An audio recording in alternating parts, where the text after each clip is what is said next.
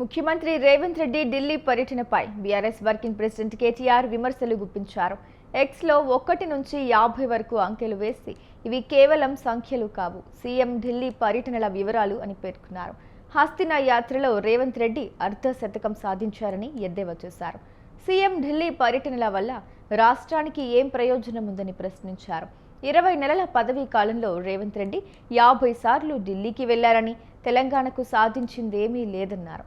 ఉత్త మాటలు తప్ప ప్రజలు అన్నీ గమనిస్తున్నారన్నారు.